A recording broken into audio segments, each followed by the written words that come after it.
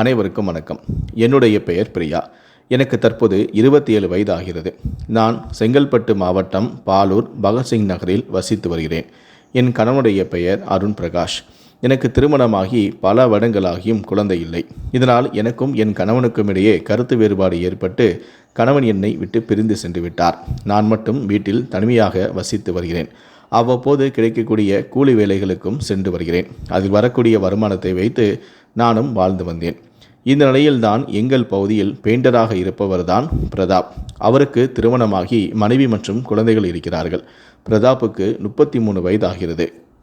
ஒரு நாள் என்னுடைய வீட்டிற்கு வெள்ளை அடிப்பதற்காக பிரதாப் வந்தார். அப்போது அவருக்கும் எனக்கும் பழக்கம் ஏற்பட்டது. எங்களுக்குள் ஏற்பட்ட இந்த பழக்கமானது நாளடைவில் தகாத உறவாக மாறியது.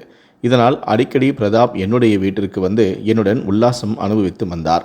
எனக்கும் குழந்தைகளும் கணவனும் இல்லாததால் இது எங்களுக்கு சாதகமாக இருந்தது. அதுவும் குறிப்பாக என்னுடைய வீடு கார்னர் வீடாக இருந்ததால் எங்களுக்கு எந்தவிதமான இடையூறும் இல்லை. பிரதாப்பும் அடிக்கடி என்னுடைய வீட்டிற்கு வந்து உல்லாசம் இருக்கவும் ஆரம்பித்தார். ஒரு கட்டத்தில் பிரதாப் இல்லாமல் என்னால் இருக்க முடியவில்லை. அடிக்கடி அவரை என்னுடைய வீட்டிற்கு அழைத்து நானும் உல்லாசம் அனுபவித்து வந்தேன். திருமணமாகி பல வருடங்களாகியும் என் கணவனிடம் கிடைக்காத இன்பம் எனக்கு பிரதாப்பிடம் கிடைத்தது. இதனால் நான் அவரை அடிக்கடி என்னுடைய வீட்டுக்கு அழைத்து உல்லாசமாக இருந்து வந்தேன். இப்படியே என்னுடைய கள்ளக்காதல் ரொம்ப சந்தோஷமாக சென்று கொண்டிருந்தது. ஆனால் அடிக்கடி என்னுடைய பிரதாப் வீட்டுக்கு வந்து என்னுடன் உல்லாசமாக இருந்ததால் அவரால் சரியாக வேலைக்கு செல்லவும் முடியவில்லை. இதனால் அவருடைய வருமானமும் குறைந்தது. இதனால் அவருடைய மனைவி அவரை கேள்வி கேட்க ஆரம்பித்தார்.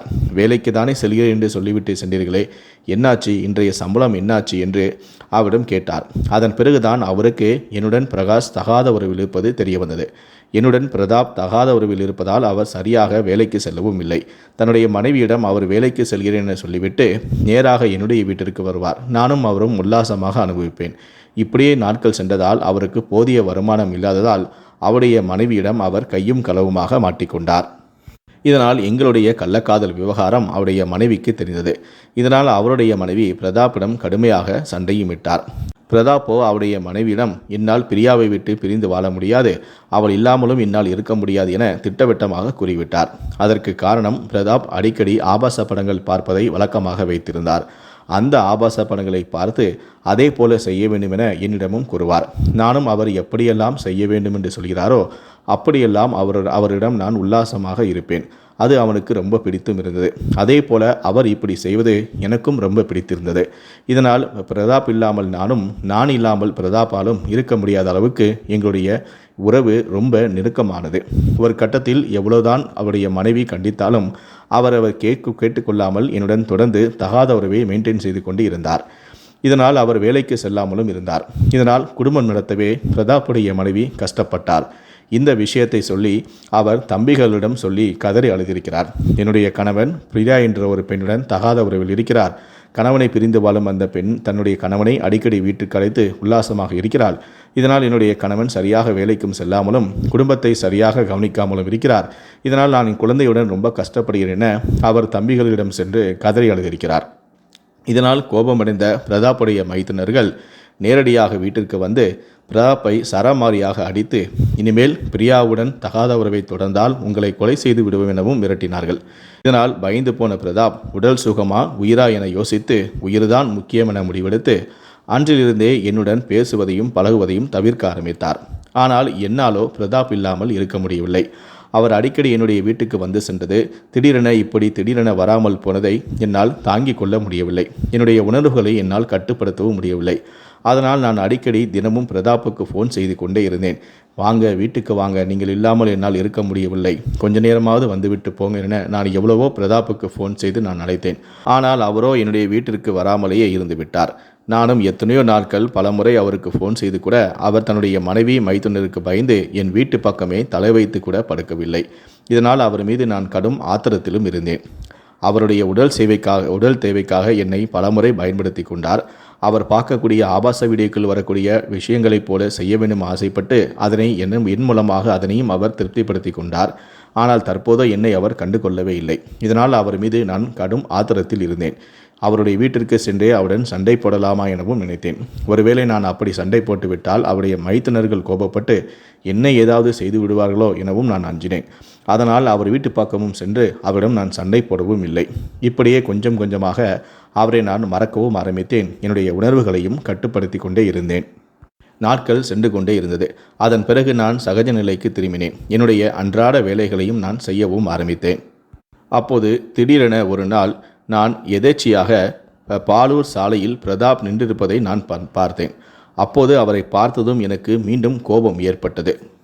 அப்போது நான் நேராக அவரிடம் சென்று சாலையில் வைத்தே அவரை பார்த்து, எனக்கு குழந்தை இல்லை, அதே போல என்னுடைய கணவனும் வீட்டில் இல்லை என்பதை தெரிந்து கொண்டுதானே நாக்கை தொங்க போட்டு கொண்டு என்னை தேடி வந்தாய்.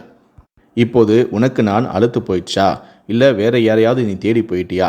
உனக்காக நான் என்னவெல்லாம் செய்தேன், உன்னுடைய ஆசைகளை நிறைவேற்றுவதற்காக நான் என்னையெல்லாம் செய்தேன். ஆனால் இப்படி நீ என்னை கலட்டி விட்டாயே என நான் அவரை கேவலமாக அந்த பகுதியில் வைத்தே திட்டினேன்.